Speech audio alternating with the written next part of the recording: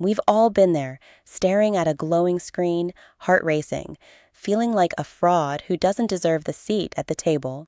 Maybe you've aced a project or got that big promotion, yet the moment someone praises you, there's a voice whispering, "You don't deserve this." That's the insidious grip of imposter syndrome, a relentless voice that convinces you that your achievements are mere luck. But what exactly is imposter syndrome, and why do so many of us feel this way? This phenomenon isn't just feeling insecure. It's a deeply rooted fear that you'll be exposed as a fraud, no matter your accomplishments. Whether you're just starting your career, are a seasoned professional, or simply trying to navigate life's challenges, understanding the root of these feelings is the first step to freeing yourself from their grip. Let's dive in and unpack how imposter syndrome takes hold and, more importantly, how we can kick it to the curb. What is imposter syndrome?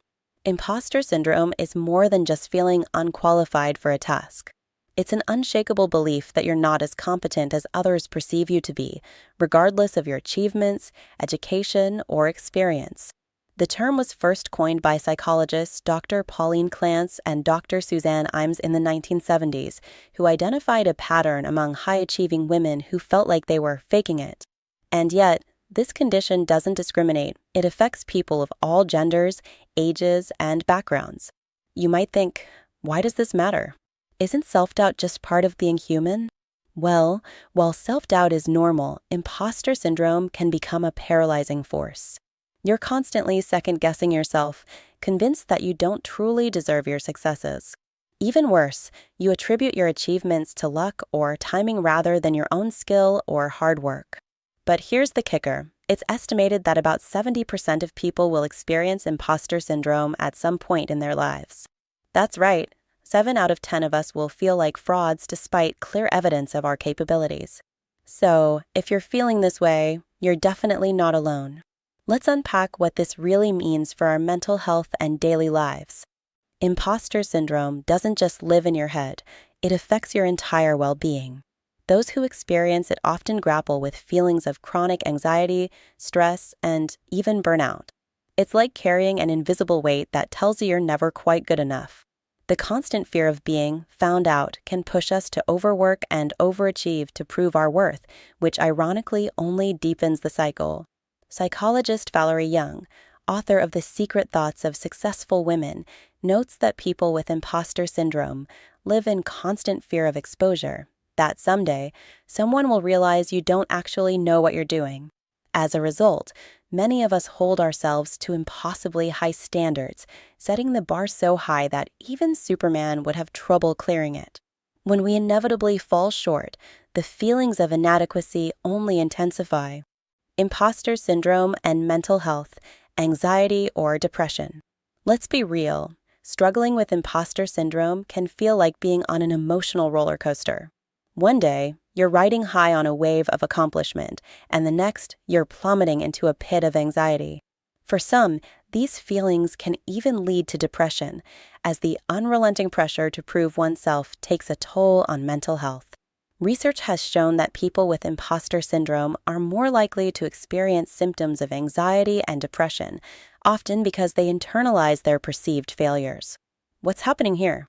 Well, psychologically, this aligns with Albert Ellis's theory of irrational beliefs, those rigid, self-defeating thoughts that keep us stuck in negative patterns. When we believe we're only as good as our last success, any mistake or shortcoming feels like proof of inadequacy. It's a harsh inner critic that never seems satisfied, no matter what we achieve. If this sounds familiar, take a deep breath. Acknowledging these feelings is the first step toward changing them. And remember, being hard on yourself won't suddenly make you more capable. It'll just make you more anxious. 5 common types of imposter syndrome. Not all imposter experiences look the same. In fact, Dr. Valerie Young, who studied imposter syndrome extensively, has identified 5 main types that people often fall into. The perfectionist. This type sets impossibly high standards for themselves and feels like a failure if they fall short. If it's not flawless, it's worthless. These individuals often believe that their worth is directly tied to how perfect they can be. The superwoman/Superman, always striving to do more. This type believes they must excel in every role they take on. Work, home, hobbies, you name it, they have to conquer it. If they don't, they feel like an imposter. The natural genius. For this person, success should come easily. If they struggle to learn or accomplish something, they assume it's because they're inadequate. The result? They avoid challenges that could expose their supposed incompetence. The soloist. These individuals pride themselves on being independent to a fault. Asking for help feels like admitting they're a fraud. They'd rather struggle alone than risk appearing weak. The expert. This type believes they must know everything about their field before they can even begin. If they don't have all the answers, they feel unqualified. As a result, they're always seeking more certifications or education to legitimize their expertise. Understanding which type you relate to can be a game changer. Once you identify the pattern, it's easier to challenge it. Let's dive deeper into what causes these feelings in the first place. What causes imposter syndrome? Imposter syndrome doesn't just pop up out of nowhere. In most cases, it's rooted in our upbringing, past experiences, and the societal pressures we face. For many of us, the seeds were planted early on. Maybe you grew up in a family that celebrated achievements but criticized failures harshly. Or perhaps you were always the smart one in school, which meant any sign of struggle felt like you were letting everyone down. Research suggests that a mix of environmental factors and personality traits can contribute to imposter feelings. For instance, perfectionists often feel like they must get everything right on the first try. If they don't, they see it as a reflection of their abilities, rather than just a part of the learning process. Social comparison theory also plays a big role here. We're constantly measuring ourselves against others, especially in this hyper-connected world where everyone seems to be thriving on social media. Dr. Valerie Young explains, our culture's obsession with achievement and success has led many to feel like they're constantly falling short. And let's be honest, it doesn't help that workplaces often reward a hustle mentality, making it easy to feel like you're not doing enough. On top of that, imposter syndrome can sometimes be exacerbated by being in environments where you're one of the few, whether that's due to gender, race, or other identifiers. Feeling like an outsider can amplify self-doubt and make it harder to internalize your successes. Symptoms you might have imposter syndrome. How do you know if you're experiencing imposter syndrome? It often shows up in subtle yet persistent ways. Here are some signs that imposter feelings might be creeping into your life. Constant self-doubt. You might find yourself second-guessing your decisions, even after making the right call. It's like there's always a voice in your head whispering, "What if I messed up?" Fear of being exposed. This is a big one. You constantly worry that others will find out that you're not as skilled or knowledgeable as they think. Over-preparing or overworking. You push yourself to extremes to compensate for your perceived inadequacy. You'll stay up late, triple-check your work, or take on extra projects just to prove your worth. Downplaying your achievements. When you succeed, you chalk it up to luck or timing rather than your abilities. Compliments make you squirm because you feel you don't truly deserve them. Procrastination due to fear. Ironically, imposter syndrome can sometimes lead to procrastination. You put off starting a project because you're terrified it won't be perfect, or worse, that you'll fail. If these symptoms sound all too familiar, it's time to take a step back and reassess. The truth is, imposter syndrome is a common experience, but it doesn't have to control your life. In the next sections, we'll dive into strategies to help you overcome these feelings and reclaim your confidence. Coping tip number 1, reframe your competence. Here's the thing. Imposter syndrome feeds off of our warped views of competence. Many of us fall into the trap of thinking that being competent means knowing it all, doing it perfectly, and never needing help. But let's challenge that. Competence isn't about being flawless. It's about showing up, learning, and adapting. When we allow ourselves to be human, we open the door to real growth. Think about it this way. If your friend stumbled while trying something new, would you immediately think less of them? Of course not. Yet, we hold ourselves to such a different, often impossible, standard. Start by reframing your view of what it means to be competent. Competence is about progress, not perfection. Perfectionists often believe that if something isn't done flawlessly, it's not worth doing at all. This mindset can be a major driver of imposter syndrome. The constant pressure to achieve perfect results sets you up for disappointment because, let's face it, perfection is unattainable. And when you inevitably fall short, you see it as proof that you're not good enough. Here's a radical thought. What if good enough really is good enough? Embrace the idea that your best effort, even if imperfect, is still valuable. Psychologist Dr. Brené Brown suggests that perfectionism is not about striving for excellence, but about trying to earn approval. Recognize when you're pushing yourself too hard and give yourself permission to be imperfect. Progress matters more than perfection. Some of us believe that if we don't master a new skill right away, we must be incompetent. This type of thinking is especially common in people who are labeled as gifted or talented as children. You might feel like if you have to struggle to learn something, it must mean you're not as smart as everyone thought. The truth? Mastery takes time and effort. It's okay to struggle. Everyone does. Embrace a growth mindset, a term popularized by psychologist Carol Dweck, which emphasizes that abilities and intelligence can develop with effort. The more we challenge ourselves to learn and grow, the better we become. So, the next time you find yourself struggling, don't interpret it as a sign of failure. Instead, see it as evidence that you're expanding your skills. Feeling like you need to know everything before you even start is another sneaky way imposter syndrome shows up. You might tell yourself, I'll wait until I'm fully prepared, but that day never comes because there's always something more to learn. The problem here is that you end up procrastinating, which only reinforces the belief that you're not ready.